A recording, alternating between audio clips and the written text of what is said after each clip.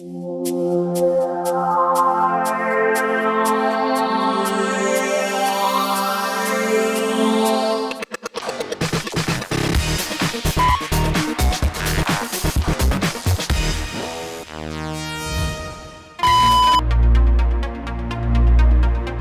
you think about developing measurable outcomes or objectives, it's important to remember that it is a building block.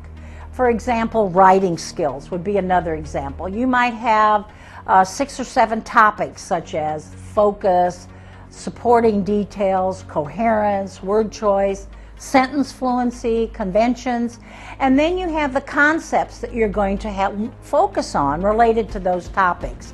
So you might have, for example, under coherence, is the organizational pattern of the student's writing. Is it logical and does it convey wholeness? This would be an example of having a concept that was at the synthesis level.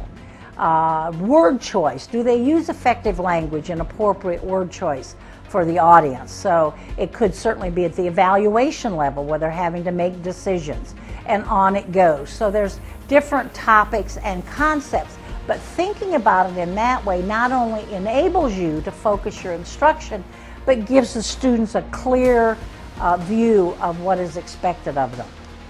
And we think about linking course to program outcomes. It's important to remember, as I indicated earlier, that a course is just a part of the curriculum.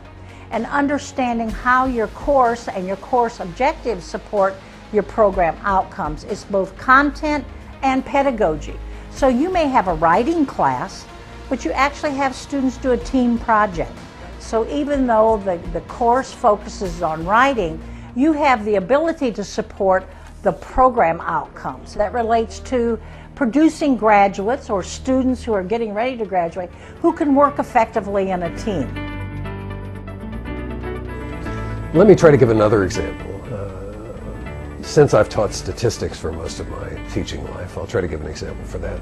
Many statistics syllabi list the kinds of analyses that students will learn in the course. And they basically say, in this course you'll learn to do t-tests or ANOVAs or chi-square tests. And of course that's something that the courses all do. The question is why?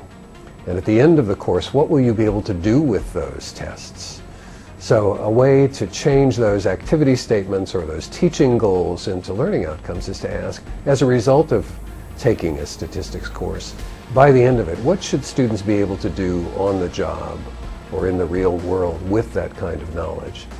So an outcome statement might be, as a result of taking this statistics course, you will be able to analyze polls that are reported in the newspaper and decide whether or not those polls should be taken seriously, and whether or not the differences between two candidates' levels of support are large enough to actually be meaningful. And that would be an outcome of a statistics course, maybe a minor one, but at least a very real one that has some bearing on reading the newspaper and understanding what you're hearing or reading in the news.